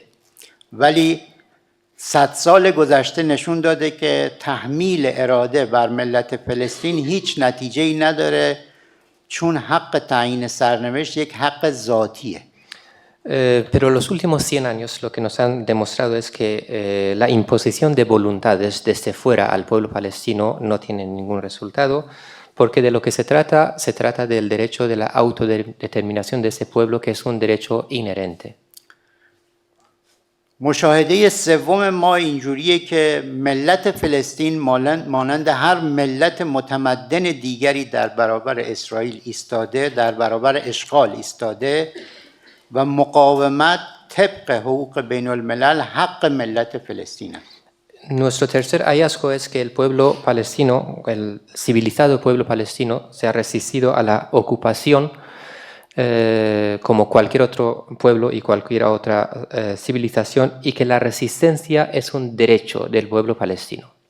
آنچه امروز ملت فلسطین و 75 سال ملت فلسطین انجام میده همون چیزیه که ملت‌های اروپایی در برابر اشغال توسط آلمان نازی انجام دادن. Y es un derecho en el marco del derecho internacional. De hecho, lo que está haciendo hoy y lo que ha estado haciendo Palestina durante los últimos 75 años, el derecho a la resistencia, es lo mismo que hicieron los pueblos europeos contra las ocupaciones de la Alemania nazi. از 7 اکتبر به بعد مشاهداتمون رو میتونیم در ادامه بیان بکنیم. Y los nuevos hallazgos, los próximos hallazgos que voy a anunciar son los que existen ya después del 7 de octubre del año pasado. پس چهارمین مشاهده ما این است که مسئله فلسطین به دستور کار جهانی بازگشته است. Nuestro cuarto hallazgo es que la causa palestina ha vuelto a la agenda internacional. البته اگر حقوق مردم فلسطین به صورت مسالمت آمیزی تأمین شده بود نیازی به مقاومت، حادثه 7 اکتبر و بقیه ماجراها نبود. Creemos que si se hubiesen respetado y garantizado y materializado los derechos del pueblo palestino de la manera pacífica, no habría sido necesario ni la resistencia, ni el incidente del 7 de octubre, ni ningún otro tipo de resistencia. ولی همونطور که گفتم ضعیفترین شکل تأمین حقوق یعنی ایده دو دولت هم بعد از 35 سال هیچ نتیجه ای Pero como he dicho, la forma más débil de garantización, digamos, de los derechos de los palestinos, que hubiese sido esa solución de los dos estados, tampoco ha funcionado, no existe. اشغالگری موجود در فلسطین مبتنی بر 2 اسطوره بوده. La ocupación existente en Palestina se ha basado en 2 mitos. اول اسطوره مظلومیت و قربانی بودن صهیونیسم. El primer mito en ese caso ha sido de que los sionistas son las víctimas, همونطوری که خانم پروفسور فرمودن. como lo ha mencionado la profesora. و دوم مبتنی بر اسطوره شکست ناپذیری این رژیم و ارتش سرکوبگر رژیم. Y el segundo mito en esa situación es que el régimen en sí, su ejército, es un ejército invencible. هر 2 اسطوره در 7 اکتبر از بین رفت و بعد از 7 اکتبر تا امروز. Los 2 mitos fueron neutralizados, fueron acabados, destruidos con los incidentes del 7 de octubre hasta la fecha de hoy. چون معلوم شد ملت فلسطین ملت مظلوم هستند. Porque ha sido demostrado de que las víctimas y los oprimidos son el pueblo palestino. و قربانی یک رژیم سرکوبگر. Ellos son los palestinos que son las víctimas de un régimen represor. ششمین نتیجه‌ای که از وضعیت میگیریم اینه که بازدارندگی مبتنی بر سرکوب، قدرت نظامی و حتی فناوری امنیتی برای اشغالگر ایجاد نمی‌کنه. Y el sexto hallazgo en ese caso es que la disuasión basada en la represión en el poderío militar y en la tecnología no le garantiza nada a la potencia usurpadora. هفتمین نتیجه همونطور که سفیر فلسطین همکار خوب من هم اشاره کرد و خانم پروفسور این که فراتر از میدان فلسطین ارزش‌های غربی مانند حقوق بشر، حقوق زنان، حقوق کودکان، صلح، R2P, Right to Protect و هر چیزی که فرهنگ سیاسی آمریکایی بر اساس اون بنا شده بعد از 7 اکتبر زیر سوال رفته. Y el séptimo resultado, en ese caso, conclusión que puedo sacar, como lo ha mencionado de alguna manera el embajador palestino, mi querido colega, y la profesora, es que más allá de los hechos en el campo, todo lo que son los valores occidentales, entre ellos los derechos humanos, la paz, todo lo que sea un valor occidental, y todo lo que ha promovido la cultura política norteamericana, después de los incidentes del 7 de octubre hasta la fecha de hoy, han sido cuestionadas. در واقع حقوق بشر آمریکایی، حقوق بشری که بر اساس ارزش‌های آمریکایی بنیادگذاری شده به دوره قبل و بعد از جنگ غزه باید تقسیم بشه. Me explico. Los derechos humanos o los derechos humanos sobre los que se basa la cultura norteamericana lo tenemos que dividir en 2 partes. Antes de la guerra en Gaza, de la invasión a Gaza y después de la invasión a Gaza. کسانی که در برابر کشتار 15,000 کودک سکوت کردند حق ندارند از حقوق کودک حرف بزنند. Los que han guardado silencio ante la matanza de 15.000 niños no están en condiciones de hablar ya sobre los derechos de los niños. کسانی که در برابر کشتار بیش از 13,000 زن سکوت کردند حق ندارند از حقوق زنان حرف بزنند. Los que han guardado silencio ante la matanza de más de 13.000 mujeres ya no están en condiciones de poder hablar del derecho de las mujeres. این به معنی این نیست که حقوق بشر یا حقوق زنان و کودکان وجود نداره. ما به حقوق بشر اعتقاد داریم و Con esto پایبندیم. no queremos decir que no exista los derechos humanos, que no existan los derechos de la mujer. No, nosotros creemos firmemente en los derechos humanos, en los derechos de la mujer. ولی کسانی که قطعنامه‌های آتش‌بس رو وتو کردن در سازمان ملل، در شورای امنیت، حق ندارند از صلح یا حقوق بشر حرف بزنند. Pero creemos firmemente que aquellos países que vetaron las resoluciones de alto el fuego en el Consejo de Seguridad de la ONU ya no están en condiciones y no tienen derecho de hablar de los derechos humanos ni de la paz. هشتمین نتیجه من این است که آمریکا واسطه صلح نبوده و نیست و نمیتواند باشد، بلکه شریک جنگ و اشغال است. El octavo hallazgo en ese caso es que los Estados Unidos de América no ha sido ni es ni será el intermediario para la paz, sino es cómplice de la guerra y de la ocupación. نهمین نتیجه این است که فلسطین در این شرایط فقط با اتکا به توان خودش میتواند شرایط را تغییر دهد و فلسطین را نجات بدهد. Y el noveno hallazgo en ese caso es que Palestina en situaciones actuales, en condiciones actuales, solo apoyándose en sí misma puede cambiar las cosas. هزینه‌ای که مردم فلسطین برای این کار انجام پرداخت میکنن فقط آزادی فلسطین نیست.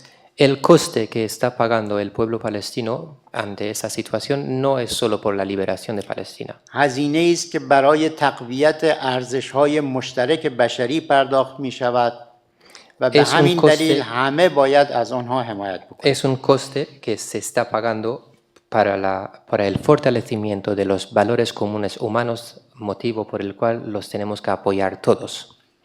شاهد بودیم که 6 ماه طول کشید تا شورای امنیت سازمان ملل قطعنامه‌ای برای آتش‌بس تصویب بکند. Todos vimos que hicieron falta 6 meses para que el Consejo de Seguridad de la ONU aprobara una resolución sobre el alto el fuego. کمک به آنروا به سرعت قطع شد به خاطر یک خبر دروغ، اما کمک‌های نظامی برای بمباران غزه هرگز قطع نشد. Vimos que las ayudas a la agencia UNRWA se cortaron. ¿Por qué? Por una falsa noticia. Pero las ayudas militares, en ese caso al régimen sionista, en la invasión a Gaza, nunca se acortaron. دهمین نتیجه‌ای که می‌شود گرفت این است که روند تحولات از دهه 80 تا کنون بخصوص در نقاط ویژه‌ای مثل 1985 عقب نشینی ارتش اشغالگر از بخشی از لبنان، سال 2000 عقب نشینی کامل از لبنان، سال 2005 عقب نشینی از غزه، سال 2006 شکست در برابر حزب الله، همه اینها نشون میده که اشغال و اشغالگری رو به تضعیفه. تضعیف. Y el décimo hallazgo, la décima conclusión es que el proceso de los acontecimientos que hemos visto desde la década de los 80 del siglo pasado hasta la fecha de hoy, concretamente fechas como el año 1985, en el que ocurrió la retirada del ejército israelí de parte del Líbano, en el año 2000 la retirada total del Líbano, en 2005 la retirada de Gaza y en 2006 la derrota de Israel ante Hezbollah, nos demuestran que la ocupación se va a debilitar. این خبر خوبی برای ملت فلسطین و برای صلح است. Eso es una buena noticia para el pueblo palestino y para la paz.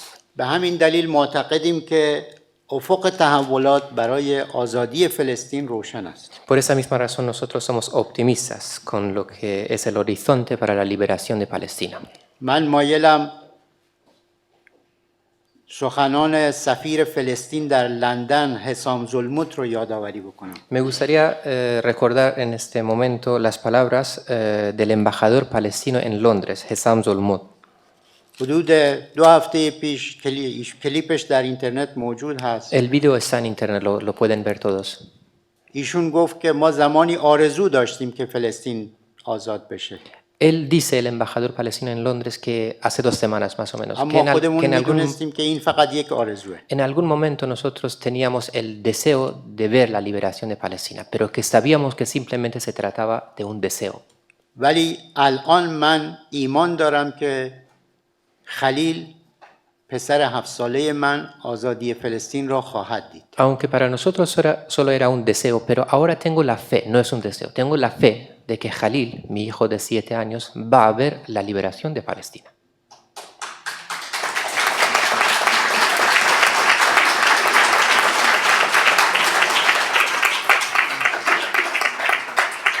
نکته آخر من موضع رسمی جمهوری اسلامی ایران در مورد مسئله Y فلسطین. para finalizar, quiero expresar un poco, también reiterar lo que es la posición oficial de la República Islámica de Irán sobre la causa palestina.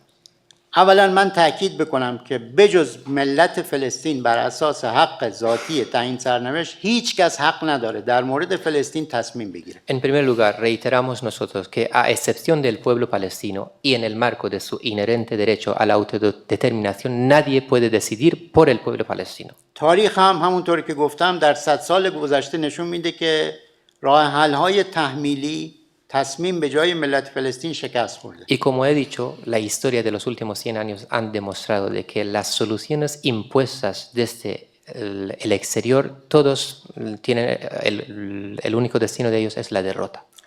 ما به جای مردم فلسطین بنا نداریم تصمیم بگیریم. No tenemos la intención de decidir por el pueblo palestino. فقط ما فکر میکنیم و پیشنهاد میدهیم. Lo que podemos hacer es pensar y proponer. فکر میکنیم که بر اساس آنچه تاریخ و حقوق بین الملل به ما میگوید تنها یک راه حل مسالمت آمیز برای حل فلسطین وجود دارد. Creemos, y según lo que nos ha mostrado la historia y el derecho internacional, existe una sola solución y pacífica para la cuestión palestina.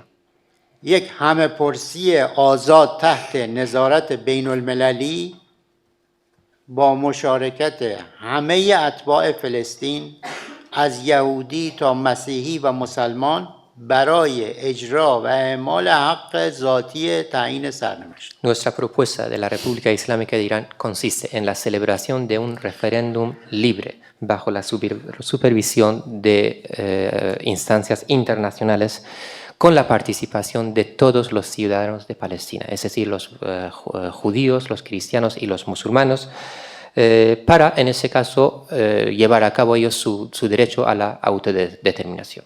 ما معتقدیم این موجب آزادسازی فلسطین بدون خشونت خواهد بود. Creemos que la implementación de esa solución llevará y conducirá a la liberación de Palestina sin ningún tipo de violencia. سایه جنگ و خشونت را از منطقه از بین خواهد برد. Y que acabará con la sombra de la guerra y de la violencia en toda nuestra región.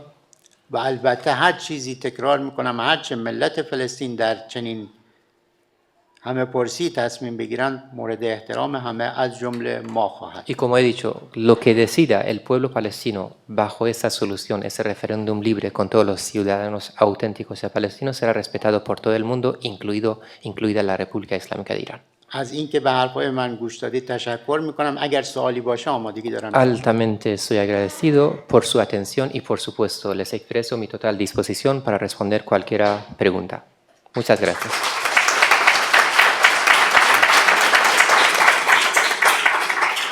Gracias. Shukran, shukran, Reza. Bueno, tenemos muy poquito tiempo porque hemos tenido muchas intervenciones, pero no queremos dejar de dar 10 minutos como máximo. Así hay alguna pregunta por parte del público. No va a haber oportunidad nada más que de hacer preguntas muy cortitas, ¿vale? 5 minutos. Tenemos 3 preguntas. Adelante. Sí, por favor, coger el micrófono para que de esa forma podamos tener la grabación. Ya sabéis que estamos grabando esta mesa redonda y que en 2 o 3 días podremos mandaros el link a los que queráis con todas las intervenciones. Adelante, Kamal. El señor embajador dijo que la situación actual está pagando el pueblo palestino y si no, va a haber cambios.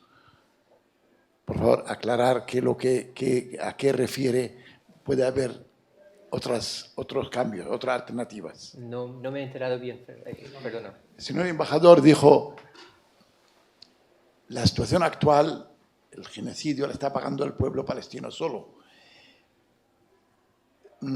Si no, puede haber cambios. Si esto continúa igual, pues si continúa esto igual, habrá cambios, habrá otras cosas. Vale, vamos a hacer las 3 preguntas que hay para ahorrar tiempo, ¿de acuerdo? Gracias, Sara. A ver si puedes pasar ahí a este compañero. Lo mío no es una pregunta, es una modesta corrección, un error que creo que el señor embajador ha tenido. Dime. Cuando se ha referido a las franjas de la bandera de Israel, ellos oficialmente dicen que es por el manto de oración, pero lo del manto de oración no se refiere desde el río hasta el mar, se refiere a una presunta promesa bíblica de dar esa tierra a la descendencia de Abraham, pero desde el Éufrates hasta el río de Egipto, que todos entendemos que es el Nilo. O sea, que es el gran Israel del sionismo, no es solo la zona que llamamos Palestina, mucho más amplio. Nada más. Vale, muchas gracias por la precisión. ¿Puedes pasarle el micrófono? Pues yo quería preguntar a mí mismo y a todos. Estamos en la víspera de Eurovisión. Estamos en el año de las Olimpiadas. Estamos con las Euroligas de baloncesto, de fútbol y de todos los deportes, incluso las canicas, que llegan a la fase final. ¿Podemos activar algún mecanismo que tenga que ver con el acuerdo de colaboración que tiene Europa con Israel? Porque si no, la gente de a pie, el pueblo llano, es que somos impotentes totalmente para cualquier cosa que podría ser un cambio de imagen de este país tan democrático que juega con nosotros a todo. Es rabia la que siento. Gracias, muchas gracias. ¿Alguna intervención más? Bueno, por ahí la última intervención y bueno, damos un paso a un cierre rápido por parte de la mesa.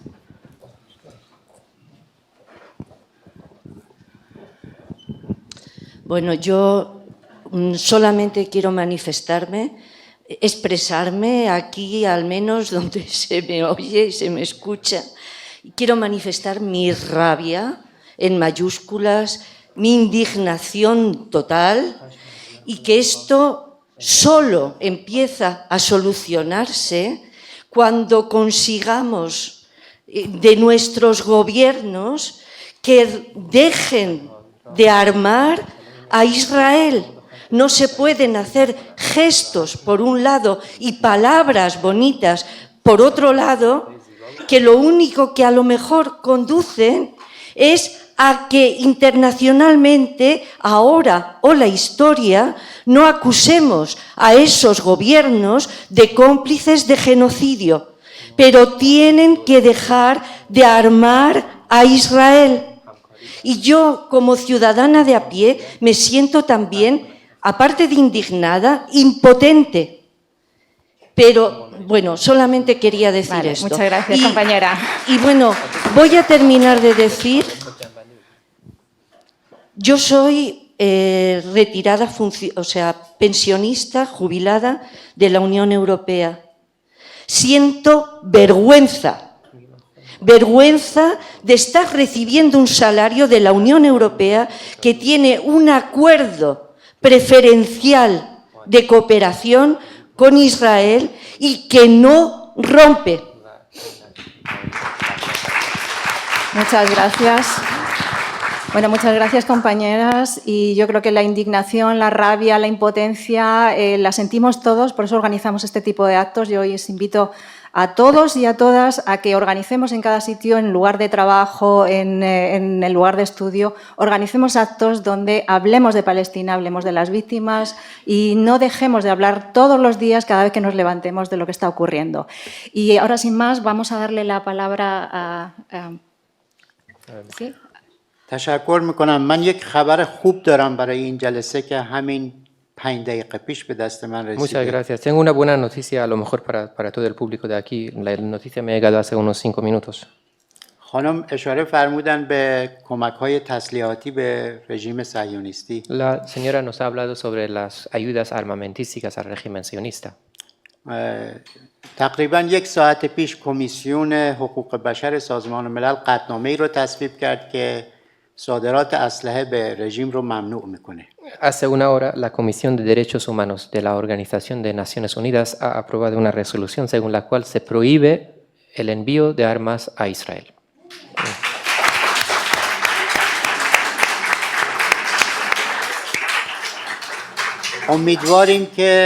امیدواریم که همونطوری که ایشون اشاره کردن دولت‌های غربی به این مصوبه توسط یک نهاد بین المللی پایبند باشند. Ahora esperamos, como lo ha mencionado ella también, esperamos ahora que los gobiernos occidentales respeten esa resolución de un organismo internacional. در مورد محروم کردن رژیم صهیونیستی از مجامع بین المللی از جمله یوروویژن که دوست ما اشاره کردن، Y sobre, por ejemplo, la suspensión de la participación asistente del régimen sionista en actos, en ese caso, como lo puede ser el Eurovisión, por ejemplo. ما شاهد تجربه مشابهی در مورد روسیه بوده ایم. Yo quiero referirme a algo similar que ha habido, por ejemplo, el caso de Rusia. توسط کشورهای اروپایی. Y fueron los propios europeos que llevaron a cabo tal propuesta en contra de Rusia. بنابراین سوال اینه که آیا همین کشورها همین موضوع رو در مورد رژیم اعمال میکنن یا نه؟ Y de hecho no voy a responder a lo que se ha planteado, sino también replantearlo, ¿no? La pregunta. Mi pregunta es que los propios países europeos que llevaron a cabo una actitud sobre Rusia, ¿están dispuestos a hacer lo mismo ahora con el régimen sionista porque se trata del mismo? امیدواریم اینجوری بشه، اما اگر نشد همون هیپوکراسی خواهد. Esperamos que lo hagan, pero si no lo hacen, bueno, lo que existe y lo que hay es la hipocresía. ولی چیکار میشود کرد؟ یک پتیشن اینترنتی وجود داره. من توصیه میکنم همه علاقمندان مراجعه کنن این پتیشن رو امضا بکنن. ¿Qué podemos hacer? Tengo entendido que existe una petición por Internet. Mi propuesta sería que todos acudamos a firmar esa petición por Internet. تا الان هم امضاهای بسیار بسیار زیادی. Creo que hay muchas firmas, o sea, ha recopilado muchas firmas esa petición. دوستمون اشاره کردن که ملت فلسطین هزینه میده. من توضیح میدم. بله، ملت فلسطین 75 سال هست، 6 ماه به اضافه 75 سال هست که هزینه میده. Y sobre el coste que está pagando el pueblo palestino. El pueblo palestino está pagando este coste 6 meses más 75 años. اگر این هزینه ها نبود، خیلی وقت پیش مسئله فلسطین نابود شده بود. Si no hubiese sido por este coste que ha pagado y está pagando el pueblo palestino, la cuestión palestina habría terminado hace muchísimo tiempo. و این امروز ما از فلسطین حرف میزنیم برای اینکه ملت فلسطین هزینه داده و میده. Me explico. Hoy día estamos hablando de Palestina ¿por qué? Porque el pueblo palestino ha pagado un coste y está pagando un coste. اگر شما در همه دنیا شاهد تظاهرات‌های مستدام در 6 ماه گذشته بودید، به خاطر اینه که ارزش مشترکی بین این هزینه‌ها و افکار عمومی وجود داره و وجدان بشری وجود داره. Si hemos visto tantas manifestaciones en las calles y estamos viendo de las ciudades de todo el mundo, es porque existe un valor común y existe una relación entre esos valores, estos costes y la conciencia humana. ما معتقدیم و تاریخ به ما میگه، همونطوری که توضیح دادم در سالهایی که اشاره کردم، تاریخ به ما میگه این هزینه دادن نتیجه میده و فلسطین آزاد میشه. Nosotros creemos, tenemos certeza y como he dicho con los datos que he ofrecido también y la historia lo ha mostrado, creemos que estos costes finalmente tendrán el resultado. تاریخ شاهد موارد مشابهی بوده. Es que ha habido casos similares en la historia. اروپا به همین ترتیب از نازیسم نجات پیدا کرد. De la misma manera, Europa pudo salvarse del nazismo. آفریقای جنوبی به همین ترتیب از آپارتاید نجات پیدا کرد. África del Sur también pudo, Sudáfrica pudo salirse del apartheid con el mismo método. دوره استعمار به همین ترتیب به پایان رسید در El دنیا. colonialismo se finalizó en el mundo con el mismo método. و به همین دلیل بر اساس عقل بشری معتقدیم که فلسطین هم آزاد خواهد شد. Y por esa misma razón y por el sentido común creemos que también Palestina también se liberará. به امید اون روز. En espera de ese día. انشالله. Inshallah. Inshallah.